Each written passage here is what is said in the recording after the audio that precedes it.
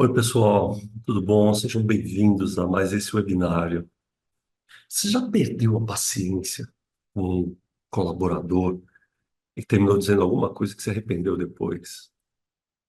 Já deu algum feedback de tal maneira que, ao invés de esse colaborador sair motivado, empolgado, não, vou corrigir, compreendo, entendi o que eu preciso melhorar, ao invés de sair dessa maneira, ele saiu desmotivado ou com raiva. E, obviamente, não alterou em nada o desempenho dele, talvez tenha até piorado, né? Ou ainda tomou alguma decisão impulsivamente, forma impulsiva, sabe? Quando você está ali tomado pela raiva, pela pressão, autocontrole para você é sinônimo de engolir o problema e não estourar para não parecer rude ou autoritário. Já buscou alguma vez desenvolver o seu autoconhecimento, conhecer as suas próprias emoções e conhecer também sobre como funcionam, né, as emoções nos outros, como se relacionar emocionalmente com os outros. Esse bate-papo aqui, ele vai tratar sobre esses temas, entre alguns outros. Então, fica aqui comigo.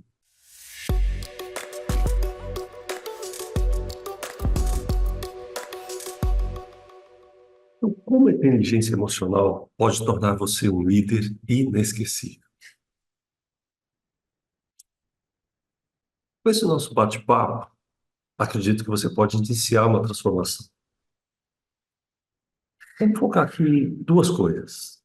É, Você pode sim liderar uma equipe que confia em você, que trabalha motivada e entrega resultados, porque se sente inspirada por você e segura. Sim, isso é possível. E você pode ser um líder inesquecível, lembrado como referência pelas pessoas que você liderou um dia. Sabe, eu gosto de comentar o seguinte: não tem coisa mais gratificante que você encontrar pessoas que trabalharam com você um dia há 2, 3, 5, 10 anos, 15 anos, e que não esqueceram de você como líder, né? Para mim, isso é uma satisfação imensa. Modéstia à parte, eu encontro com frequência pessoas, assim, ex-funcionários, né, dos quais eu sinto uma certa gratidão. Isso é realizador. Porém, existem líderes que são inesquecíveis também, mas por outros motivos. São justamente aqueles líderes que provavelmente você já teve, eu já tive, mas são líderes que são inesquecíveis e não por terem sido líderes. Pelo contrário, não foram líderes. São pessoas inesquecíveis pela maneira grosseira, pela maneira errada como geriram, pela maneira insegura, pela maneira completamente descontrolada de conduzir uma equipe. Que tipo de memória você quer que as pessoas que você conduz tenham de você? Então, hoje você vai descobrir por que que a inteligência emocional é a ferramenta, é a principal ferramenta para você conseguir esse tipo de sentimento. Bom, eu sou o Flávio Xavier, fundador da Octopus, Educação Corporativa. Tenho mais de 30 anos trabalhando com gestão de pessoas, já trabalhei com gestão da qualidade e desenvolvimento de líderes. Eu trabalho com desenvolvimento de líderes desde ali, meio dos anos 90, na década de 90. É muito tempo. Trabalhei em algumas áreas, nas áreas de recursos humanos, em algumas empresas, em algumas indústrias, em São Paulo. Estou aqui em Alagoas e quando vim para cá, tive a oportunidade de fundar com a minha família uma empresa chamada Casa do Médico. Essa empresa, na verdade, era uma distribuidora. Era um pequeno grupo. Era uma distribuidora e algumas lojas de material hospitalar, material para a saúde. E a Casa do Médico se tornou uma referência bem interessante aqui em Alagoas, uma marca muito conhecida e, curiosamente, uma marca de lojas de material hospitalar, uma coisa um tanto insólita, não é muito comum uma marca desse segmento se tornar muito conhecida no estado, né, na cidade, no estado em que atua. E conseguimos fazer com que a casa do médico se tornasse uma, uma marca bastante conhecida, top of mind, inclusive. Quando eu estava preparando esse material aqui, na verdade, a chamada para a participação desse webinar, eu fiz colocando alguns posts, né, alguns textos a respeito da inteligência emocional relacionada à inteligência emocional no mundo corporativo. Pesquisando ali alguns temas, né, atuais para escrever a respeito, alguns deles bem interessantes, mas um deles me chamou muita atenção. E, infelizmente, de maneira negativa. Olha essa manchete aqui. São criados muitos treinamentos emocionais, nos quais as pessoas aprendem a suportar assédio moral e são preparadas para naturalizar situações irregulares no trabalho. Eu encontrei isso num portal bastante interessante que trata sobre RH, né, o portal RH para você. Esse artigo falava sobre uma situação insólita, e não é um treinamento de inteligência emocional, ou como eles chamaram no texto, empresas vendendo treinamentos emocionais. Enfim, ele falava especificamente sobre uma empresa que contratou um treinamento sobre inteligência emocional, e o título desse treinamento era Resiliência, como trabalhar com inteligência emocional, né? E, curiosamente, participaram desse treinamento só os funcionários ali da área operacional, da área de vendas. Os gestores não participaram desse treinamento. Depois, entendeu-se, infelizmente, o porquê desse tipo de situação. As pessoas estavam sendo treinadas a desenvolver resiliência. Resiliência é um termo que adotado, o mundo corporativo adotou da física, para designar o quanto você pode suportar, tolerar situações adversas. Deram o treinamento para os profissionais dessa empresa para que eles pudessem suportar pressão, assédio moral, grosserias de seus líderes. Aliás, líderes não, essas pessoas não são líderes, pessoas que agem dessa maneira, né? De seus gestores tóxicos. Isso não é desenvolvimento de inteligência emocional. O treinamento de inteligência emocional, ele deve buscar justamente a compreensão do outro, o entendimento, o autoconhecimento, o autocontrole, com o intuito de melhorar cada vez mais as relações dentro do ambiente organizacional, trazendo isso para o ambiente organizacional, lógico. A inteligência emocional, ela é útil para a nossa vida como um todo, para todas as nossas relações com os nossos familiares, amigos, desconhecidos. Então, o intuito de um treinamento em inteligência emocional é para esse tipo de situação, e não para o que a manchete aí trouxe, que é uma coisa completamente deturpada e absurda.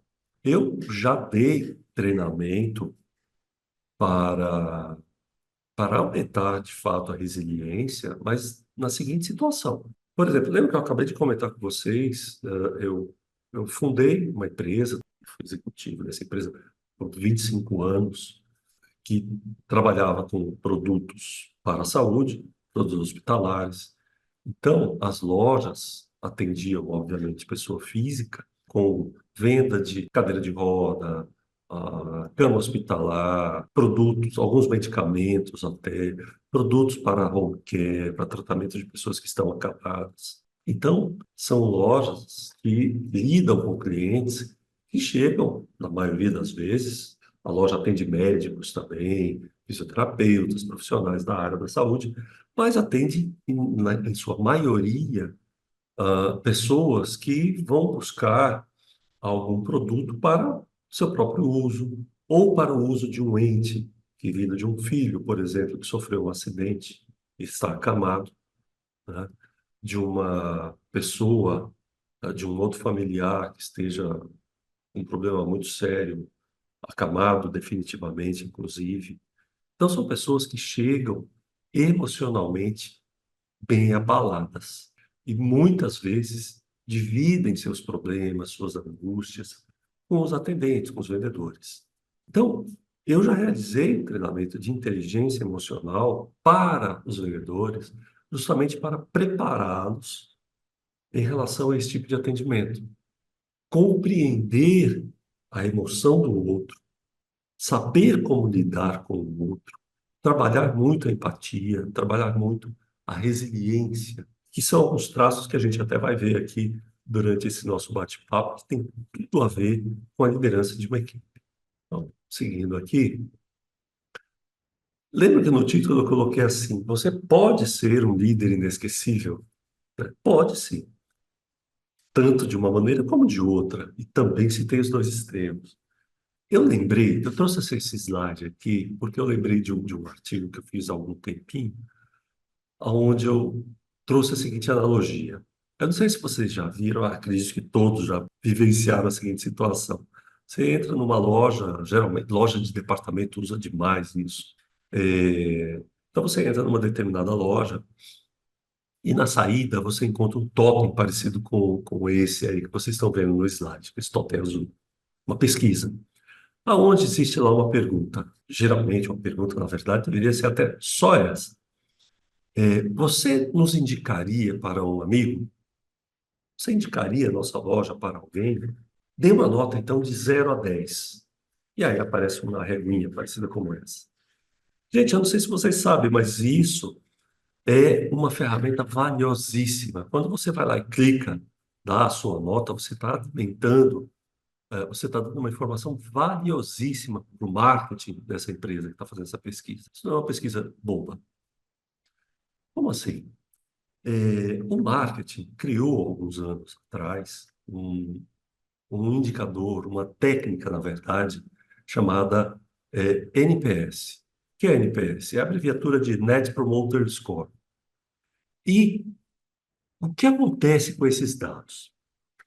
Então, feita a pesquisa durante um determinado tempo, os números são apurados e eles vão alimentar uma régua, vamos chamar assim, um determinado número de pessoas. Deu 0, 1, 2, 3, enfim, né? 7, 8, 9, 10.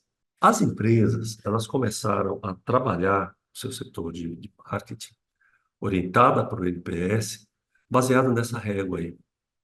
E eles chamam de promotores, aquelas pessoas, promotores da marca, promotores da loja, são pessoas que defendem a loja, aquelas pessoas que deram nota 9 ou 10, aquelas pessoas que estão muito satisfeitas, né, com o atendimento, com o ambiente, com a loja de um modo geral.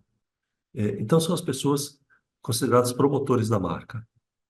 E tem aquelas pessoas que passaram muita raiva, tem aquelas pessoas que ficaram tristes, passaram por situações negativas, ou com o ambiente, ou com o atendimento, ou com o produto, e tendem a dar notas mais baixas. São considerados os detratores da marca. E tem ali no meio aquele pessoal, né, que é neutro, lá deu nota 7 ou 8. São as pessoas que nem estão insatisfeitas e nem estão assim apaixonadas, nem se tornaram defensores da marca. São os neutros. São aqueles que vão esquecer da marca quando precisarem novamente daquele produto, vão pesquisar o preço, localizar, localidade, não vão pensar imediatamente naquela marca. Isso é NPS, ok? No mundo corporativo, no mundo do RH, nós trouxemos essa mesma pesquisa, essa mesma analogia, né, e demos o nome de ENPS. O ENPS, ele avalia, nós temos promotores da empresa, ou temos detratores, temos pessoas que são neutras em relação à empresa, no nosso quadro de funcionários, né? Então, o ENPS é uma pesquisa muito semelhante ao ENPS, mas que avalia a relação dos funcionários com a empresa, de um modo geral. Então, a gente pode considerar promotores quem são? São aqueles funcionários que estão extremamente satisfeitos em trabalhar com a empresa, defendem a empresa, sentem orgulho e podem dizer que trabalham ou trabalharam um dia numa empresa inesquecível. Essas são as pessoas que são os promotores da empresa. Tem aquelas pessoas que são neutras, estão ali mais por uma questão ganho bem, estou satisfeito, o ambiente é legal aqui e tal. Mas se aparecer uma outra empresa que ofereça uma condição um pouquinho melhor, ele troca na hora. Tem essa, esse afeto em relação à marca, esse orgulho em relação à empresa onde ele trabalha. E existem os detratores. Os detratores são aqueles que não gostam do ambiente que trabalham. E aí a coisa vai até piorando, ou não gostam. Outros falam mal da marca, falam mal do ambiente de trabalho, podem sabotar, não estão nem um pouquinho interessados em fazer uma coisa com cuidado, com gosto, sabe, com capricho, né? São as pessoas que sabotam. Eu já vi empresas, já trabalhei, infelizmente já vi situações em lugares onde já trabalhei, em que, em que as pessoas colocavam dentro das caixas lá de autopeças, peças com defeito, peças faltando pedaço, conjunto faltando pedaço, e mandavam para o cliente. Estou falando clientes aí, por exemplo, montadoras, uma Volkswagen, Fiat, são assim duas situações que eu já fui visitar essas empresas, essas montadoras, foi um período que eu trabalhei na área da qualidade, e que eu precisava ver, fui convidado para essas empresas, aí lá no local, ver, enxergar que tipo de produto digamos a enviar para esses grandes clientes, né? É uma situação extremamente constrangedora. Tive que sair de São Paulo para ir para Minas, em Betim, né, onde fica a Fiat, para lidar com esse tipo de situação, né? Por quê? Por conta de uma sabotagem, de algum detrator da empresa. Então, nesse artigo que eu comentei com vocês, eu usei essa analogia e inventei lá, adoraria se isso se tornasse oficial, né? Mas eu falei, poxa, bem que nós poderíamos ter o LPS, o Leadership Promoter Score, o NPS voltado para a liderança. Seria muito interessante. E aí eu lhe pergunto, qual a maneira que você gostaria de se tornar um líder inesquecível? Um líder que tem aquelas pessoas que são aqueles colaboradores, aquelas pessoas com as quais você trabalhou, que são promotores da sua marca, né? São promotores da sua liderança, que defendem a maneira como você trabalhou, que têm orgulho de terem trabalhado com você, que aprenderam com você, que cresceram e tornaram o seu nome como um líder, um sinônimo de um líder inesquecível, ou detratores, sabe? Aquelas pessoas que não querem nem ouvir falar do seu nome. Ou, quando falam do seu nome, quando falam da sua gestão, falam para dar como exemplo de uma gestão ruim, de uma gestão tóxica, de uma gestão infeliz. Um momento infeliz na carreira dessas pessoas. Existe aí também aqueles líderes que estão ali, né, fazendo o seu papel básico, tal, mas que não se tornam inesquecíveis nem por um lado, e graças a Deus nem pelo outro, né? Mas são pessoas esquecíveis, são líderes esquecíveis, que não fizeram, não criaram uma marca na carreira das pessoas que ele liderou. Então, aí eu pergunto, novamente voltando ao título do nosso webinário, você quer ser um líder inesquecível e, obviamente, tendo promotores na sua carreira? Então, vem comigo, a gente vai ver aqui como a inteligência emocional pode lhe ajudar com isso. Bom, antes da gente desvendar, né, essa maneira como a gente chega lá, vamos entender o que são as emoções, né? Como é que elas funcionam? O que que vocês estão enxergando aí? Que de cara a gente já vê com essa imagem? Um homem assustado. Há alguma emoção? A gente percebe alguma emoção aí nessa imagem? Um susto.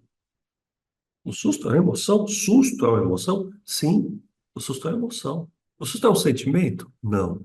gente vai falar já já.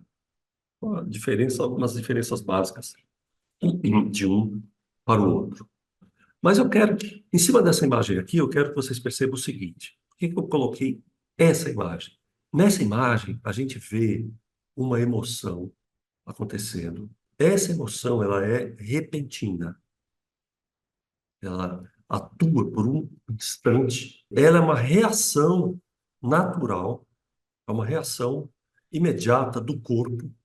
Outra coisa interessante, a gente não sabe se esse cara aí é europeu, americano, brasileiro, pode ser chinês também, né? Ele pode ter nascido na China. Mas o que que eu quero dizer com isso? A emoção, a gente nota a emoção independente do lugar. Ela não tem uma relação com a cultura, né? Ela não tem relação com aonde a pessoa nasceu, o susto, a alegria, a raiva, são emoções que se manifestam da mesma maneira em qualquer lugar do planeta, né? Ela não está relacionada à cultura, ela é inerente ao ser humano. Então, essa é uma outra, é outra coisa que caracteriza a emoção. Então, eu quero que vocês guardem isso. A emoção, ela é uma reação intensa e breve do organismo. Ela é natural, é uma reação natural do organismo a uma situação ou acontecimento. Então, a gente vê aqui o que a gente pode chamar de 6 emoções básicas: a tristeza, a alegria, a raiva, medo, a aversão, a surpresa. São chamadas emoções básicas. Naquele filme o Divertidamente, tratou sobre 5 dessas emoções, inclusive. Aquele filme é maravilhoso, trata muito bem. Sendo que a aversão lá é chamada de nojinho, ou nojo. É uma reação. Aliás, não, toma aí mais um exemplo. Quando você olha para uma cena, para uma barata, por exemplo. Eu, por exemplo, tenho nojo de rato, né? Pato o olho no rato, aquilo me dá nojo, aquilo dá imediato, aquilo causa uma reação, até nas minhas papilas gustativas, sabe? Então, são reações naturais. Ah, mas e o susto? Não tem susto nessa lista. Eu não vou entrar em maiores detalhes aqui, mas essas reações aqui, essas emoções, elas são consideradas emoções básicas pela neurociência. Enfim, existem estudos que relatam 8 emoções básicas. A gente não vai entrar nesse aspecto aqui agora, não é o caso, mas todas as outras variáveis de emoções, elas são derivadas destas emoções. Por exemplo, o susto. O susto, a gente pode dizer aqui que é uma mistura aqui do medo e da surpresa. Concorda? O medo de surpresa. Os sentimentos, eles têm algumas diferenças em relação às emoções. Os sentimentos, eles realmente nascem das emoções. Porém, eles são uma continuidade, são uma interpretação, melhor dizendo, dessas emoções. E essas interpretações são muito influenciadas por nossos temperamentos, por nossa consciência, nosso entendimento do contexto. Quer ver? Eu vou dar um exemplo. Vamos supor, marido e esposa brigam, uma briga feia. O marido tem uma explosão de raiva naquele momento, briga, grita, né? Discutem, enfim. Então, há aquela explosão naquele momento. Terminou aquele instante, vai um para cada lado. O marido depois sai angustiado, para angústia. Já estou falando até outra. Sai angustiado e aquilo vai se transformando num sentimento. Qual sentimento? Ódio ou tristeza, por exemplo? Pode se transformar em tristeza. Eu fico triste. Eu não deveria ter discutido dessa maneira com a minha esposa. Percebem que há uma diferença de sentimento e emoção?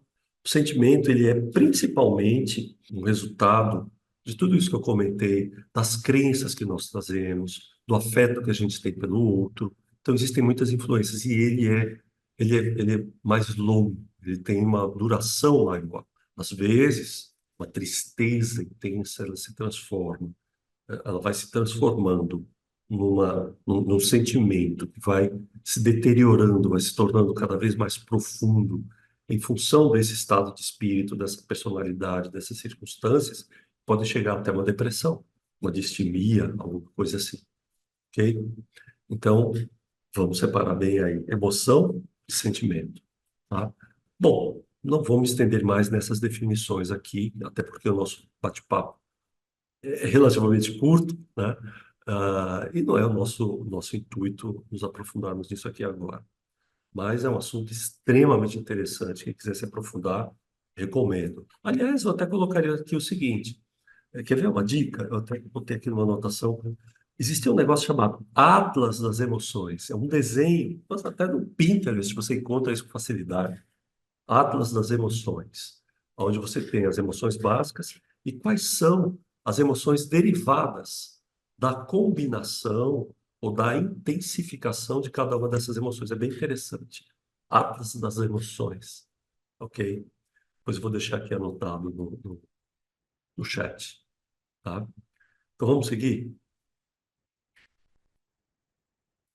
Uma outra coisa que eu realmente preciso colocar aqui para a gente entender melhor aí da inteligência emocional é aqui o desenho do cérebro. De uma maneira bastante didática, o cérebro ele é compreendido com uma definição chamada cérebro triuno, que divide o cérebro em três partes. Eu costumo até imaginar isso, que o cérebro é como se fosse uma flor, tá?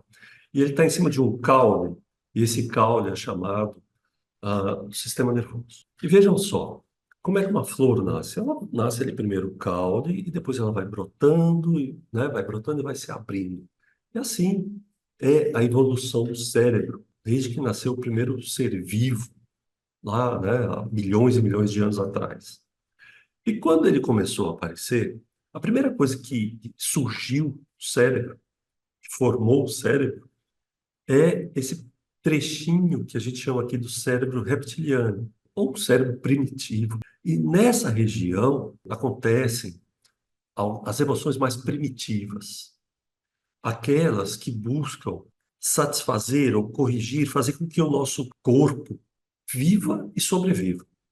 Então aí está o instinto de sobrevivência, o instinto de reação, quando, por exemplo, a fuga e luta, né? Tá nessa região aí do cérebro.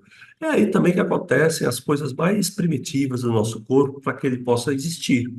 Então, o que regula o batimento cardíaco, a sensação de fome, a reprodução, né? Desejo, sexo, as necessidades mais básicas do ser humano, elas surgem aí. Aliás, não só do ser humano, e sim do ser vivo. Todo ser vivo tem esse cérebro reptiliano. Ok? Bom, com a evolução da vida sobre a face da Terra, esse cérebro foi como um desabrochar, foi aumentando de tamanho, foi crescendo e surgiu aí o sistema límbico. O sistema límbico é esse que está aí bem no miolo aí do cérebro. Nele acontecem as emoções um pouco mais complexas, que são as emoções que a gente está tratando aqui. Nele existem ali as nossas lembranças nessa região aí, algumas lembranças mais afetivas. Antes da gente começar esse nosso bate-papo, eu vim aqui, preparei o slide, preparei a câmera, tudo. Vou gravar o webinário. Antes de gravar o webinário, né, faltando aí um minuto, poucos minutos antes de começar aqui essa gravação, inevitavelmente, isso acontece comigo, acontece com um monte de gente, né? Vem aquele friozinho na barriga. O que é esse friozinho na barriga? É uma emoção, é uma mistura de ansiedade, medo. Isso acontece aonde? Aí, essa região do sistema límbico. Pronto, a gente não vai entrar em maiores detalhes aqui, não, mas eu quero que vocês guardem bem o entendimento aqui desse sistema límbico. E uma coisa importante: essa região aqui, essa só existem nos mamíferos, só existe mamíferos e dos pássaros. Então, por isso que a gente vê a demonstração de tanto afeto, por exemplo, do cão. Eu estou colocando aqui o do cão, porque é o que a gente mais vê como exemplo. Poxa, olha que bicho, né? Afetivo em relação à sua ninhada, em relação ao seu tutor. Então, isso não acontece só com o cão. Isso pode acontecer, essa questão do afeto em relação à ninhada, por exemplo, a percepção, que é uma outra coisa que a gente vai falar logo em seguida, a percepção do pertencer ao grupo, que é muito característico nos animais que andam, nos lobos, por exemplo. Isso acontece aqui, no sistema límbico, né? Percebe que é uma região um pouco mais complexa do que o cérebro reptiliano. O meu peixinho, eu tenho um aquário lá em casa, o meu pet é um peixinho. Então, quando eu chego de manhã, abro ali a tampa do aquário e vou jogar comida, quando eu chego perto do aquário, eu já faço vou lá, faço um sinal, um vidro, e onde quer que o peixinho esteja, ele sobe para um determinado ponto do aquário e fica esperando comida. Ele já sabe disso. Onde é que isso acontece? O cérebro reptiliano. Interessante, né? Onde é que acontece quando uma tartaruga, que não é pássaro, não é mamífero, ela deixa seus ovos na beira da praia, cobre, isso, até aí estamos falando do cérebro reptiliano. Cobre, sabe que vão nascer ali, né, os filhotes, acho que sabe, mas o fato que eu quero chamar a atenção, ele cobre ali e vai embora, volta, vai embora. Não é um afeto, sim um instinto reprodutivo. Não é um afeto como nos pássaros, por exemplo. Ok? Pronto, já estou até me estendendo demais. E o córtex cerebral é onde acontece a inteligência, que a gente vai colocar aqui a razão. É onde está a razão, onde está toda a inteligência do ser humano. É aqui, no córtex cerebral, que está a grande diferença do ser humano em relação aos outros animais. O desenvolvimento do córtex cerebral. Ele existe em outros animais? Existem, mas não tão desenvolvidos como no ser humano, né, no Homo sapiens. Ok? Ainda com relação a essa questão do cérebro, essa coisa, né, reptiliana, primitiva, eu quero que vocês guardem também só mais essas informações aqui. O ser humano, como conhecemos, o homem, como conhecemos, o Homo sapiens, dentro de toda a existência, bilhões e bilhões de anos, ah, o Homo sapiens, ele existe, ele está sobre a face da Terra há cerca de 200 a 100, entre 150 mil e 200 mil anos. É muito pouco tempo comparado à evolução da vida sobre a Terra. É muito pouco tempo. Então, por isso, a gente pode sim se considerar ainda um bocado primitivo. Nós temos reações primitivas no nosso dia a dia. Não é difícil a gente encontrar reações primitivas no nosso dia a dia. No trânsito, a gente encontra com frequência, por exemplo, né? E, infelizmente, nos telejornais, nas notícias, a gente ainda vê o nosso lado bruto, nosso lado primitivo, trabalhando, né? Tomando conta de várias situações. Mas vamos voltar aqui. O que que eu quero que vocês guardem também? O nosso cérebro, ele é preparado para nos defender, para reagir. Fuga ou ataque, por exemplo. Ele é também desenvolvido para obter prazer, buscar conforto, sabe? Buscar conforto não, perdão, proteção. Para buscar proteção. Porque, na verdade, eu pensei, sabe do quê? Numa caverna. Nós buscamos a proteção em um lugar adequado. E o cérebro também ele é preparado para economizar energia. O cérebro, apesar de ter um peso, se eu não me engano, acho que é 2, 3%, de 3 a 5% do peso do corpo humano, ele gasta mais de 20% da energia que o corpo consegue armazenar. Então, ele não é feito para gastar energia. Isso não é da natureza do cérebro. Ele não é feito, por exemplo, para ficar raciocinando e criando. A criatividade é uma evolução. A criatividade é uma evolução dentro do período de existência do Homo sapiens, né? Não é algo que nasceu. Já está começando a ligar uma coisa com a outra em termos de liderança, de entendimento, de compreensão de como funcionam as coisas dentro de uma equipe. Outra coisa bem interessante está aqui, ó. Desde sempre, o Homo sapiens já sentia a necessidade de pertencer ao grupo. Então, o ser humano ele precisa sentir parte do grupo.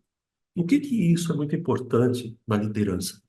Uma das reações naturais do ser humano quando está recebendo feedback, e geralmente quando o feedback é inadequado, ele tem a sensação inconsciente, né, até por conta disso daqui, ele tem a sensação inconsciente de que ele está sendo rejeitado no grupo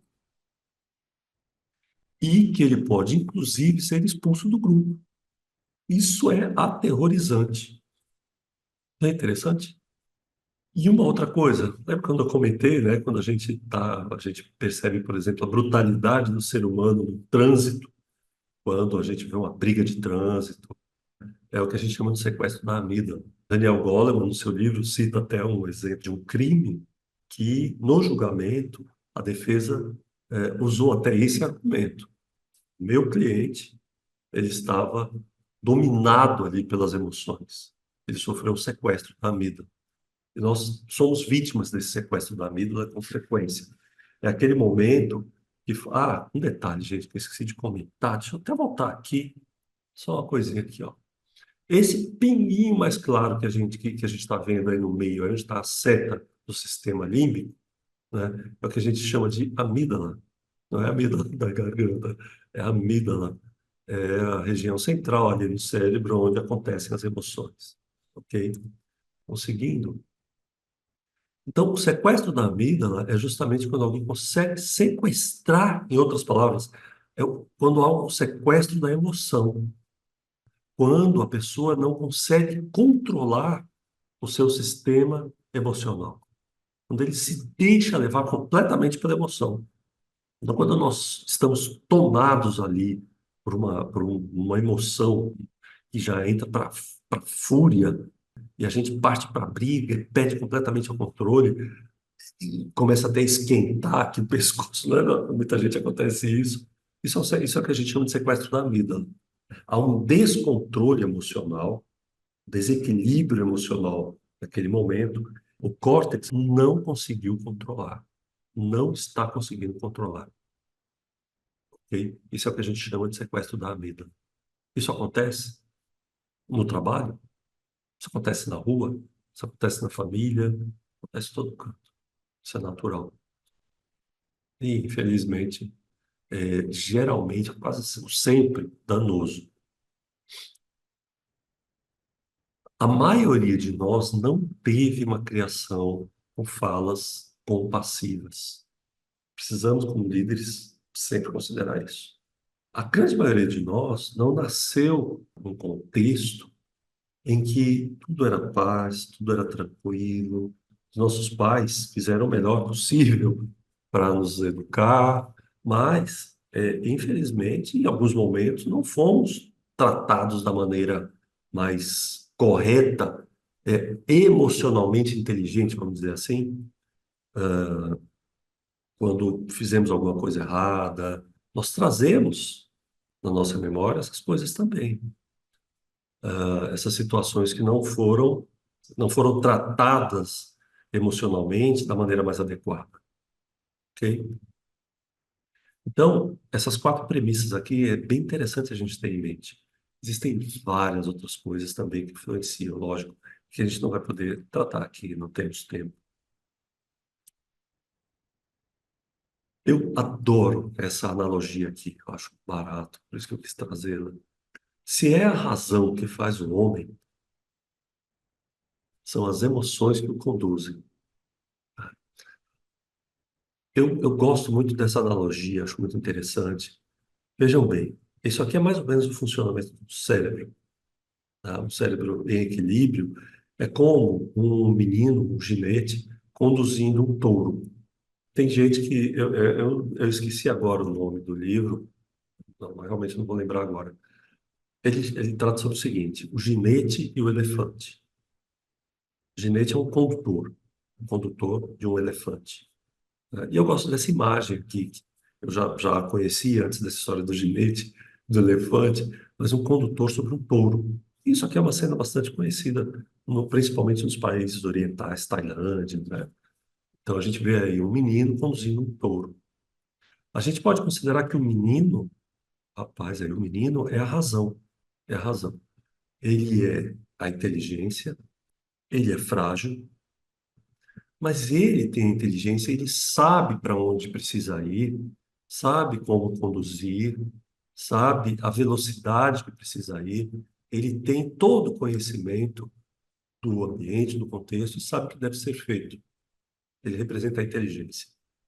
E o touro é a emoção. A emoção é de uma potência extrema, muito forte. E a emoção é que nos motiva, inclusive, nos retrai. A emoção, ela é conduzida pela razão, normalmente.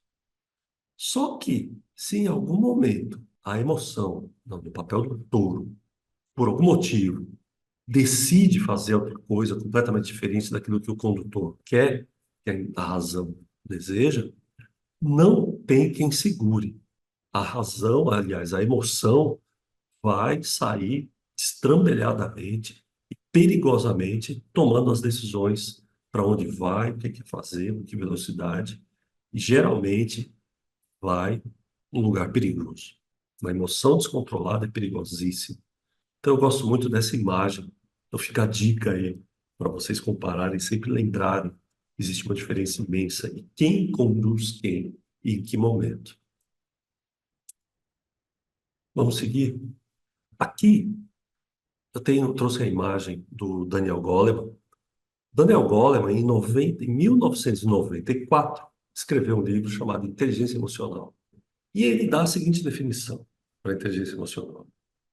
A inteligência emocional é a capacidade de reconhecer os nossos próprios, só que ele chama de sentimentos, tá? Nessa definição aqui, e o dos outros, de nos motivarmos e de administrar bem as emoções em nós mesmos e em nossos relacionamentos. Vou tentar dar uma resumida aqui. Aliás, antes, deixa eu colocar o seguinte: não foi o Daniel Goleman que desenvolveu essa teoria da inteligência emocional. Isso é muito anterior a Daniel Goleman. Foi desenvolvido algumas décadas antes. Ele trouxe à tona esse tema e que usado tanto no mundo corporativo quanto no nosso dia a dia. Tanto que, na mesma época, ele escreveu também Inteligência Emocional no Trabalho. Vamos esmiuçar um pouquinho essa definição que ele coloca. Eu quero partir até do seguinte: geralmente, quando a gente encontra definições, né, da inteligência emocional, quase nunca a gente encontra lá no meio um aspecto aí da automotivação, né, de nos motivarmos. O Daniel Goleman colocou isso no livro dele, de uma forma separada, vou mostrar já já o que se trata. E eu achei bastante interessante, então eu preferi manter ele nos meus treinamentos. Então, veja só, é a capacidade de reconhecer, de reconhecer nossos próprios sentimentos. Ou seja, é um entendimento de si próprio, é o autoconhecimento, autopercepção. E nos outros. Então, é a capacidade de reconhecer as emoções e sentimentos em mim e nos outros. Como é que elas se manifestam, como é que elas levam os outros a agirem. É esse entendimento, essa compreensão. E saber administrar isso, tanto por nós mesmos, como em relação aos outros. Como é que nós lidamos com os outros? Sabedores, conhecedores de como eles reagem em função das emoções. Ficou claro? Então, acho que a gente vai entender melhor a partir do diagrama que veio no slide seguinte. Domínios principais da inteligência emocional. como eu disse, baseado no que o Daniel Goleman traz. Ele chama de pilares aí da inteligência emocional. Primeiro pilar, reconhecer as próprias emoções. É a consciência emocional. É ter a percepção de como é que eu estou me sentindo nesse momento. Como é que meu corpo está reagindo? Que emoção eu estou sentindo? E por quê? Qual foi o gatilho? O que foi que fez com que ela se acendesse? E a percepção da intensidade dessa emoção. Dois, lidar bem com as próprias emoções. Então, primeiro, eu ter a consciência da emoção. E segundo, como é que eu vou lidar com essa emoção? Cuidados eu preciso tomar comigo para que essa emoção não saia do controle. Percebe aqui? É onde entra a inteligência, o cérebro racional, buscando tomar conta da situação, compreender e conduzir a situação. Isso é o gerenciamento das emoções. O terceiro pilar é aquele que eu disse que a gente vai encontrar mais no material do Daniel Goleman, mas que é muito importante compreendermos também para liderança, para liderar equipes. Buscar a sua própria motivação. Então, a automotivação. O que que me move? O que que me motiva? O que que me faz buscar aquilo que eu desejo? Que é o combustível da minha vida, consequentemente da minha felicidade. O quarto pilar, ele é similar ao primeiro, que, mais uma vez, é reconhecer as emoções, perceber as emoções, como é que elas estão se manifestando. Só que nesse momento aqui, nesse pilar, nos outros, como é que as emoções estão se manifestando nos outros? Que emoção ele está sentindo? O que deverá ter sido o gatilho para aquela emoção? E o quinto pilar, comecei a compreender, a entender, a perceber como é que as emoções estão se manifestando no outro. E o quinto pilar é como é que eu vou lidar com essas emoções. Veja bem, não é manipular as emoções do outro, é sim como é que eu vou lidar com isso. Como é que vai ser aqui o relacionamento interpessoal, considerando as minhas emoções e a emoção do outro. Esse é o quinto pilar. Ok? E cada um deles tem algumas características, alguns fatores muito importantes. O primeiro deles aqui, reconhecer as próprias emoções. Estamos falando aqui do autoconhecimento emocional.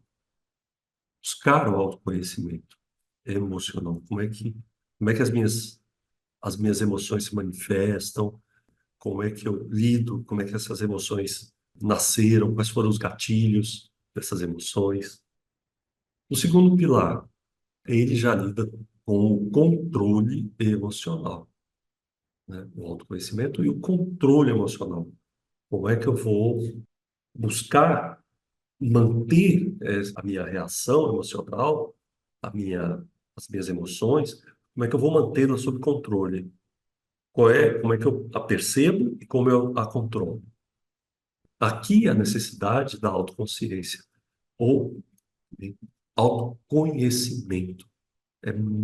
Esse é o pilar da inteligência emocional em que o autoconhecimento é estimulado. Por quê? Para gerenciar as emoções e entender muito bem como controlá-las, eu preciso entender quais são os gatilhos. E os gatilhos, eles estão muitas vezes ancorados em tudo aquilo que a gente viu sobre como é que o cérebro funciona, são ancorados ali nas nossas crenças, nos nossos medos, nos nossos desejos, nos nossos sonhos, né? A autoconsciência é isso. O que que eu busco? O que que me tira do sério? O que que me motiva? O que que me deixa triste? Quais são os meus medos, as minhas alegrias? O que que eu gosto de compartilhar? O que que eu não gosto de compartilhar? O que que eu espero dos outros em relação a mim? Eu sou uma pessoa que depende muito de reconhecimento do outro, ou eu tenho uma automotivação muito forte, muito satisfatória, né? Então, o autoconhecimento é fundamental para que eu possa desenvolver a autoconsciência e o controle emocional. Buscar sua própria motivação, né? Nesse pilar, nós trabalhamos com um treinamento de inteligência emocional, por exemplo, ou nós devemos trabalhar desenvolvimento da resiliência, ou seja, como é que eu lido com pressão, com situações adversas, com condições negativas, como é que eu lido com isso? Até que ponto eu sou resiliente? Até que ponto eu me dobro e volto à posição inicial, ou muitas vezes até mais forte? É, Tem um negócio aqui que eu quero até me deter um pouco mais, que é a questão do sentido e propósito. Todo mundo é motivado por um propósito, um sentido, de maneira consciente ou inconsciente. Por exemplo, eu tenho como propósito muito forte, eu relaciono o propósito ao meu trabalho. Eu tenho o propósito de fazer com que o máximo possível de organizações tenham líderes positivos, líderes legítimos, fazendo com que as pessoas que eles lideram vejam neles coisas positivas, vejam neles vejam esses líderes como instrumentos de crescimento, como instrumentos de aprendizado, como instrumentos de felicidade. Esse é o meu propósito. Criar líderes, né? Fazer com que os líderes percebam que podem atingir esse tipo de coisa, né? Que podem ser líderes inesquecíveis, ok? Positivamente inesquecíveis. Esse é o meu propósito, é o meu propósito no trabalho. É lógico que eu tenho também como propósito ter uma família sadia, feliz, sabe? Então, cada pessoa tem. Eu tenho o meu propósito hoje, poxa, é fazer com que a minha família esteja protegida, num ambiente, familiar sadio, saudável. É um propósito? É um propósito. Qual a diferença de propósito para sentido? O sentido é quando você vê sentido no seu trabalho, daquilo que você está realizando. Ele não precisa necessariamente estar, amarrado ali com propósito.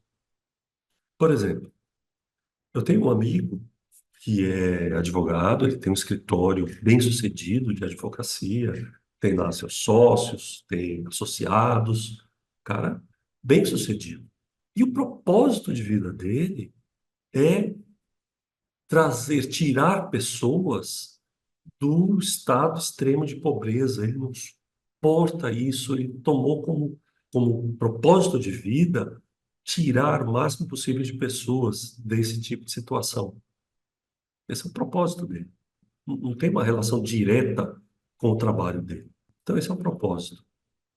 E então, quando ele sai do trabalho, ele vai fazer, ele tem uma série de atividades, relacionadas à caridade, essas coisas todas. E o trabalho dele está relacionado à governança corporativa, à prevenção da empresa, para que, né, a empresa tenha ali uma governança positiva.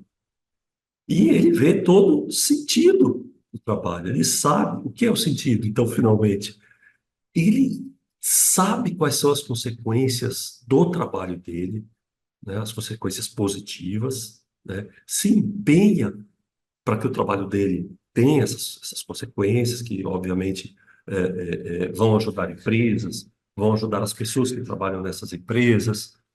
Ele vê sentido, sente orgulho disso, gosta disso e se sente motivado por isso. Então, vamos voltar até para uma outra situação aqui de liderança. Eu tenho um funcionário em uma das minhas empresas que o trabalho dele está relacionado com a contabilidade. Ele me ajuda lá na controladoria e ele sabe qual é o sentido do trabalho dele, porque quais são as consequências do trabalho bem feito dele, para quem ele gera o trabalho, quem vai colher, quem vai receber, vamos dizer assim, o trabalho que ele criou, que ele gerou, as informações, né, os cálculos, as planilhas, quem recebe isso, qual vai ser o impacto do trabalho dele para a empresa, para os resultados da empresa, qual vai ser o impacto para essas pessoas, qual é a importância do trabalho dele para essas pessoas. E isso é entender o sentido do seu trabalho. O propósito dele, o propósito de vida dele, está relacionado à cultura popular. Então, nos finais de semana, à noite, ele faz palestras, participa de grupos. Então, ele é envolvido com esses folguedos para fazer com que as tradições permaneçam, né, desses folguedos. Ele luta em função disso. E é um propósito dele. Ele vê muito, né, isso relacionado com a vida dele. Eu vou colocar um outro exemplo aqui que me é muito caro, que é o seguinte. Como eu disse para vocês, eu tenho uma empresa que tem lojas de material, produto médico hospitalar. E a gente atende, infelizmente, algumas situações desagradáveis. Pessoas acamadas, né, pessoas hospitalizadas, pessoas que infelizmente sofreram uma amputação, por exemplo. Assim, eu estou falando da situação extrema, ok? Lógico que tem gente que vai lá procurar equipamentos para massagens, médicos que vão procurar terapeutas, enfim. Bom, e aí eu tenho um vídeo aqui que é um vídeo de 45 segundos, 50 segundos, que eu apresento para os nossos funcionários. O que tem nesse vídeo? Esse vídeo me parece que foi realizado próximo, assim, não sei se era Dia das Crianças ou Natal, alguma coisa assim. E o vídeo pegava ali, enquadrava ali um menino de 8, 9 anos, alguma coisa assim, sentado no sofá, ansiosamente esperando, que parecia esperando um presente. E aí aparecem os pais deles com uma caixa embalada, como se fosse uma caixa de presente. Isso aí foi esse presente, vamos chamar assim, foi uma entrega que um dos nossos funcionários foi lá fazer na residência desse menino e fez essa filmagem, né, os pais pediram. Então, os pais embalaram. E o que que tinha dentro dessa caixa? Tinha uma bomba de insulina. Uma bomba de insulina. E o menino era diabético. Então, a cena pega o quê? O menino lá sentado, ansioso, esperando aquela caixa, tal. E aí, quando ele pega a caixa, segura, ele está sentado no sofá, ele pega a caixa, segura a caixa, solta, né, tira aquele papel, aquela embalagem, e quando vê a caixa, né, olha, até me arrepia, a emoção acontecendo. Aí quando ele vê aquela caixa, era uma bomba de insulina. Uma bomba de insulina! Aí abraçava aquela caixa, minha bombinha, ai, uma bomba de insulina, minha bomba de insulina. Ele sonhava com aquela bomba. Aquilo significava conforto para ele. Era tudo que ele queria naquele momento. Então eu mostro, e é só esse trecho, eu mostro esse vídeo para todos os funcionários que entram na empresa e de vez em quando algumas palestras quando há necessidade, sabe?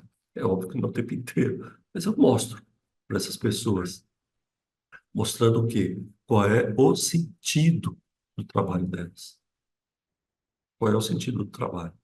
Né? O seu trabalho ali como estoquista, como motorista, como assistente administrativo, como vendedor, o seu trabalho está resumido aqui, ó.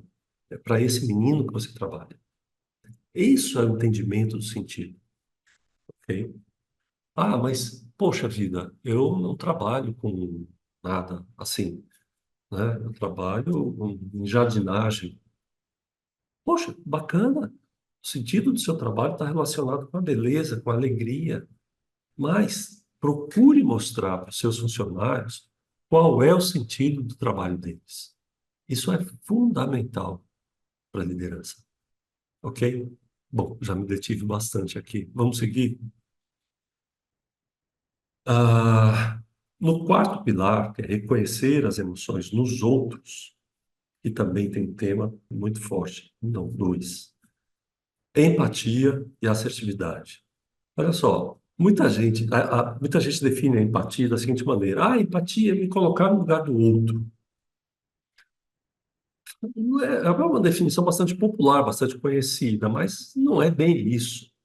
Não tem como você se colocar no lugar do outro, né? Como é que se colocar no lugar do outro? Não dá. Mesmo você se colocar no lugar do outro, você vivenciar, sentir o que o outro está sentindo ali, saber quais são os contextos, quais são as histórias que levaram a pessoa àquele momento. Então é muito complicado você chegar nesse nível, né? Você não consegue, não é assim. A empatia é a habilidade de você conseguir perceber a emoção do outro. O que que o outro, que emoção o outro está sentindo? Você ter essa percepção.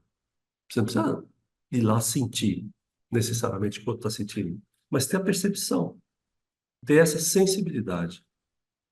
Isso é empatia. E a empatia, ela se dá em alguns graus. A empatia pode ser até no fato de você simplesmente perceber que o outro está triste e, obviamente, você ficar quieto, respeitar essa tristeza dele. Você talvez saiba até o motivo. Então você se cala, fica ali do lado, ou sai, né? Respeita ali e tal. Isso é um nível aí de empatia. E aí, com a empatia, pode chegar ao nível mais alto, que é a empatia compassiva, que gerou a palavra compaixão. Compaixão. Compaixão e empatia é a mesma coisa? É. A compaixão é a maneira mais profunda de você ter empatia por alguém, que é a percepção do que o outro está passando, é a compreensão das emoções que o outro está tendo e a vontade de querer ajudar e ajudar, e fazer algo e agir no sentido de ajudá-lo, de melhorar aquele momento ruim ou triste. Então, a compaixão ela tem essa característica, o mais alto grau da empatia, no sentido de você perceber do que o outro está passando. Você não precisa necessariamente sentir aquilo, não precisa. Você não precisa ficar triste, de luto, por exemplo, com ele. Você não vai vivenciar isso. Mas o que é que você pode fazer e agir? Isso é compaixão. Então, não existe compaixão quando você só sente uma dor profunda. Isso não é compaixão. A compaixão é a empatia, é a compreensão da dor do outro e o agir. E isso na liderança é fundamental. Se você não tem empatia, você não lidera. As pessoas percebem quando você não tem empatia, quando você não é empático. Quando você é frio, você é simpático. Pode ser um líder simpático, bacana, legal. Mas se você não tem a empatia, não consegue perceber o que o outro está sentindo, está se passando, e buscar compreender o contexto, se você não tiver esse grau de empatia, você não está liderando. Isso não é liderança. O ser simpático não é ser um líder, não é uma atitude de liderança. Você está sendo um gestor simpático, mas não um líder. Então, é uma prerrogativa sine qua non aí para você ser um líder, a empatia, ok? Uma outra coisa que no pilar número 4, né, do reconhecer as emoções dos outros, é a assertividade. Eu costumo dizer que é muito comum a gente ver gente reclamando de líder tóxico, e não é líder tóxico, gestores tóxicos. E se ele é tóxico, ele não é um líder. Ah, ele é bruto, ele é grosso, ele é isso, ele é aquilo, ele é ansioso, ele quer as coisas tudo para ontem. Alguém já ouviu isso? Quer as coisas tudo para ontem, bebê, isso aqui, né? É uma forma nociva de conduzir, de gerir uma equipe? É. A gente escuta isso aos montes. Porém, existe um outro extremo, que, na minha opinião, também não é uma liderança legítima, que é o líder extremamente passivo, extremamente submisso. líder não, gestor, né? Passivo, submisso, que tem medo, é o que eu costumo chamar, tem medo de ficar mal na fita, sabe? Então, poxa, eu não vou falar, não vou chamar a atenção do meu funcionário, porque ele vive chegando atrasado, ele chega atrasado sempre, mas, poxa, se for reclamar, ele vai ficar chateado, é até perigoso ele pedir demissão, ou vai sabotar, ou vai acontecer alguma coisa, sabe? E isso não é liderança, esse medo, né? Esse receio da equipe, do falar com o outro. E por que que eu estou dizendo isso? Que é outra característica muito forte e necessária em qualquer líder, a assertividade. A assertividade, ela não tem a ver com fazer certo. O ser assertivo não é fazer certo, não é assim, simplesmente. O ser assertivo é dizer para o outro o que precisa ser dito. Dizer, simplesmente isso, é dizer o que precisa ser dito da maneira correta, da maneira respeitável, não é ser agressivo. O dizer o que precisa ser dito não é ser agressivo com o outro, é dizer de maneira educada, de maneira objetiva, de maneira clara, o que é que precisa ser feito. Essa é uma condição imprescindível para um bom feedback. Bom feedback, ele se baseia na assertividade. Não há como você dar um bom feedback sendo agressivo ou sendo submisso, com medo. Tem como, ok? Então, a assertividade é fundamental e faz parte aqui do quarto pilar. E o quinto, o lidar bem com as emoções dos outros. Ô, gente, deixa eu só fazer uma pequena. Não é uma correção, é um adendo aqui. A assertividade que eu acabei de falar, ela também tem muito a ver com o quinto pilar, tá certo? Eu não vou me deter muito mais aqui nessa questão da assertividade, mas ela também está relacionada com o quinto pilar, que é o lidar bem com as emoções dos outros. Não é só perceber, não é só percepção, mas o como lidar com as emoções dos outros. Então vamos lá. E como eu disse, assertividade também tem a ver com isso. Vínculos, aqui é onde a coisa começa, a aptidão social. Aqui é onde começa a questão da relação com a equipe, ok? Então, vínculos, crie vínculos com o seu funcionário, com o seu colaborador, com cada um da equipe. Não estou dizendo vínculos de você se tornar íntimo lá da vida pessoal dele, mas conheça um pouco da vida pessoal dele, sim. Quais são os sonhos de cada um dos funcionários da sua equipe? O que que eles sonham? O que que eles curtem fazer? O que que eles são obrigados a fazer todo dia e não gostam de fazer? Qual é o ponto forte de cada um? Quais pontos fortes eles têm fora do ambiente de trabalho que não estão relacionados com a tarefa do dia a dia? Cria esse vínculo. Criar vínculo existe aí também, um bocado aí da empatia, né? Criar vínculo existe muito do ser honesto, ser franco na relação, ser aberto na relação. Crie vínculos, é um conselho, o primeiro conselho aqui que eu dou, se você quer conquistar de fato a tua equipe e se tornar um líder inesquecível. Isso é fundamental no quinto pilar aqui da inteligência emocional. O trabalho em equipe, isso aqui, se a gente for começar a falar de trabalho em equipe, vamos levar aqui. Aliás, vou até colocar o seguinte: formação de equipe de alta performance deve ser o tema até do nosso próximo webinário. A gente vai explorar mais esse negócio aqui, tá? Mas o trabalho em equipe é como as pessoas da equipe se relacionam. Como é que elas estão se relacionando emocionalmente também, ok? Não só naquela relação da entrega, da troca de informações, do trabalho em si, ok?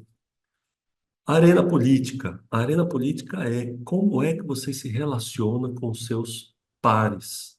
A inteligência emocional ela não está relacionada só de você, líder, de você como líder em relação a uma equipe, a um time. A inteligência emocional tem tudo a ver também como você se relaciona com a equipe que você está inserido como membro ali, né, com seus pares, com seus com seus superiores, a cultura da organização. O líder, ele tem um impacto imenso sobre como a cultura é conduzida, como a cultura acontece dentro daquela empresa. A coisa, a cultura, na verdade, nasce lá na alta administração, mas ela é disseminada pelos outros líderes. E reconhecimento e gratidão. O quanto você celebra os resultados da sua equipe? Como você celebra os resultados da sua equipe? Ó, vou dizer um negócio, viu? Quando você. Existem situações que você pergunta para um funcionário ou, né, para um colaborador da empresa, como você sabe que você está fazendo um bom trabalho? Como é que você sabe que você está fazendo um bom trabalho? Aí, invariavelmente, alguns deles respondem assim: Ah, que eu sei que eu estou fazendo, que eu não estou errando, né? O meu chefe não falou nada, não veio reclamar de mim. Então, eu acho que estou fazendo um bom trabalho, sim. Meu chefe não reclama. Olha a maneira como uma pessoa percebe que tem que o seu trabalho é bem feito. Ele não tem feedback positivo, as suas conquistas não são celebradas, não há gratidão em nenhum momento sobre o trabalho. Ah, mas ele está fazendo só o que tem que ser feito, que tem que ser feito.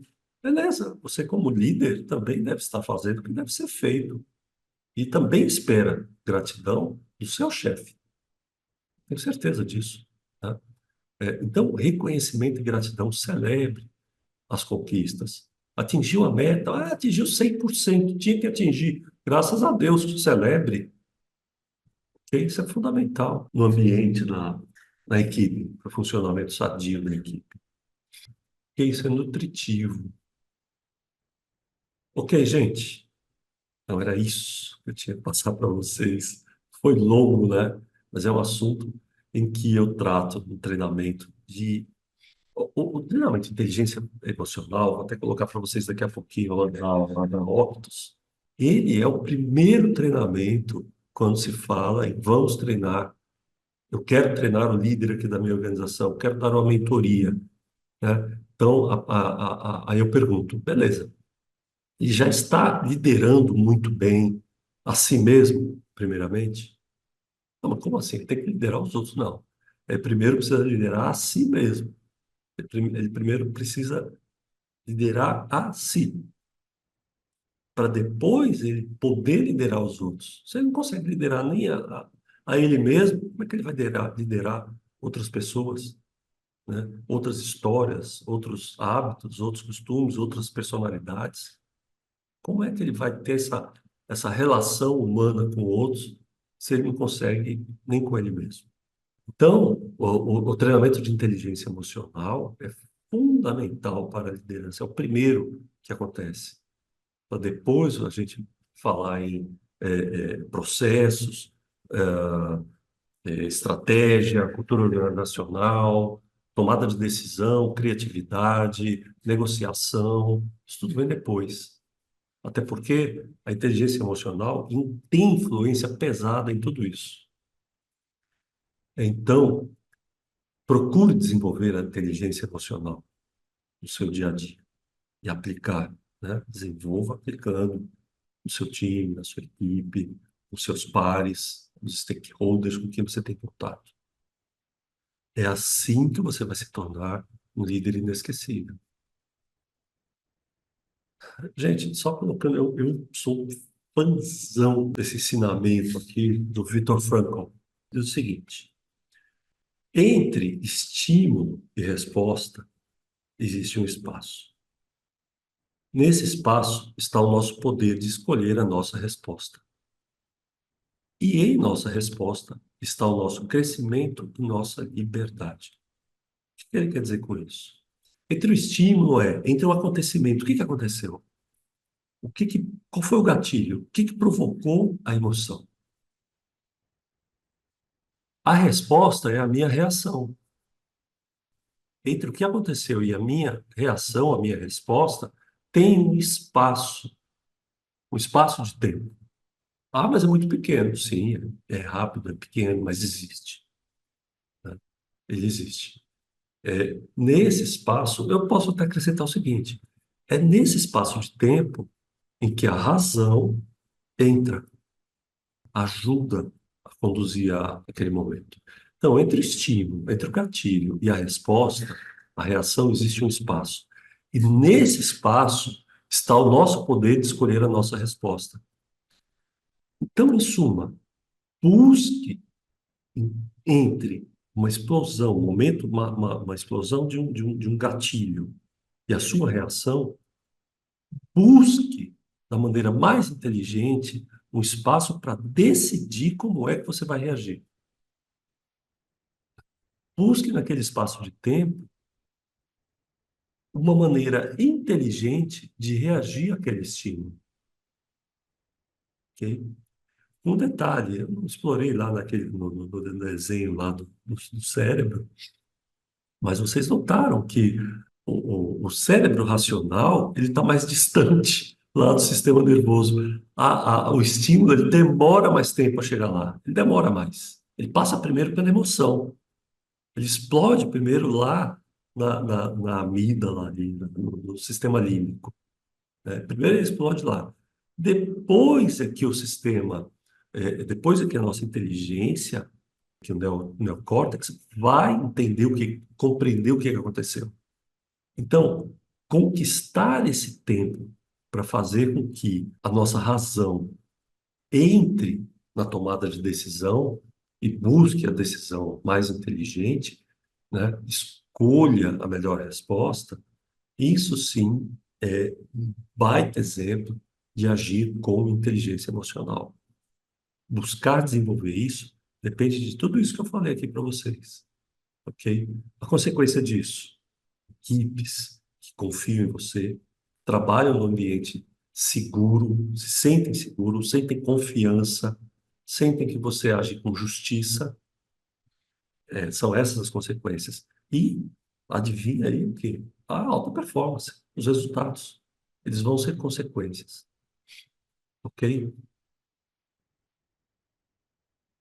Uma última colocação minha aqui, ainda nesse tema da inteligência emocional. Olha lá, o cérebro, ele é maravilhoso, mas ele não é uma máquina. Ele não consegue ser criativo quando ele está com medo. Ele está tomado pelo medo. Ele não tem criatividade. Ou você cria isso daí, ou você vai para a rua, você vai ver o que te acontece, né? Você está dando assim dois comandos antagônicos que não tem como conviver, né? Ele não consegue ser criativo quando está com medo. Ele não consegue se engajar quando ele não entende o sentido. Como é que eu vou me engajar com algo que eu não sei para que serve? Como é que eu vou me engajar num trabalho que eu não sei qual é a consequência? Qual é o bem que ele está fazendo? Qual é, né? Quem vai colher o fruto do meu trabalho? De que adianta eu fazer isso? Né?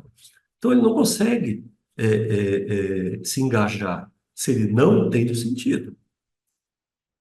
E ele não consegue aprender sem se emocionar. Né? Eu espero que você tenha sentido alguma emoção, mesmo que sutil, durante essa nossa 1 hora aqui, para que você tenha compreendido e aprendido alguma coisa.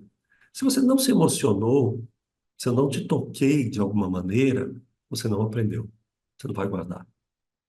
Mas para a gente aprender, a gente precisa de alguma maneira se emocionar. Inclusive, daí a necessidade de entender o sentido. Né? E você não consegue liderar com egoísmo. Liderança e egoísmo não coexistem, não existe, não tem como. Então, como até vimos agora há pouco, a liderança requer empatia. A liderança requer empatia, requer o desprendimento para o outro, querer ajudar o outro, querer compreender e ajudar, e agir no sentido de ajudar. Isso é liderança. Liderança tem tudo a ver com empatia. Liderar com egoísmo, isso não é liderança. Isso não existe.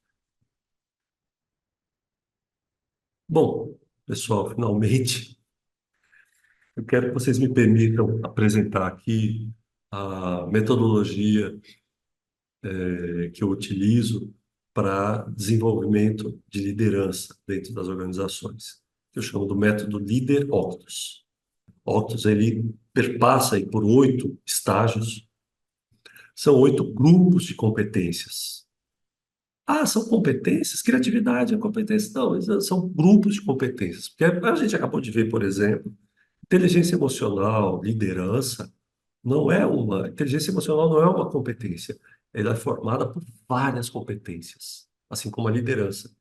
Então, são oito grupos de competências que estão divididos em 4 campos, né? Relações humanas, processos internos, estratégia e flexibilidade e inovação, que é capaz de levar um líder iniciando, querendo melhorar o seu nível, querendo buscar uma alta performance. Então, é uma metodologia que vai levar o líder de um nível básico a um nível de alta performance. Ok? Então, passando aí, formação de equipes de alta performance, gestão de desempenho, gestão de processos, melhorias de processos, estratégias, entendimento de estratégia, entendimento do seu papel no futuro organizacional, sobre tomada de decisão correta, da maneira correta, influência sobre a equipe, sobre os outros, sobre a arena política, e saber negociar, criatividade, mudanças, saber lidar com mudanças e apoiar a inovação, fazer funcionar a inovação dentro das organizações. Ok? Isso é o método Lideroptos. É um treinamento que está disponível aí de vários formatos, presencial, online, forma de treinamento, ou em forma de mentoria, que é a maneira mais eficaz. Na mentoria, eu vou em cima de cada um desses grupos de competências, vou acompanhando muito de perto, trazendo a minha experiência, dialogando com a experiência do mentorado sobre cada um dos pontos, e a gente vai num crescendo aí ao longo do tempo. Ok? Tá aí o meu contato. Eu gosto muito de trabalhar com o LinkedIn, né, com mídia social, mas eu tenho também lá um perfil no Instagram, que é a Academia Octus. Tá? Eu tenho um site onde dá vários detalhes sobre o método Líder Octus. Tem também lá ah, a implementação de RH estratégico, que eu também faço, ok? E a partir de agora, eu coloco aqui à disposição de quem quiser entrar em contato comigo e agendar um diagnóstico da liderança, um diagnóstico da empresa, para ver se faz sentido alguns ou todos os tópicos lá do Líder Octus, ou a implementação do RH estratégico, tá certo? Entre em contato comigo, terei o maior prazer de dedicar aí uma horinha no bate-papo para dar algumas dicas, né? Não tem compromisso nenhum, não é gratuito, vai ser um prazer atendê-lo. Ok, gente? Então, gratidão imensa a quem participou, a quem está assistindo aqui no YouTube, quem está vendo depois. Muito obrigado. Aguardo aí o contato de vocês. Gratidão, gente. Um abraço.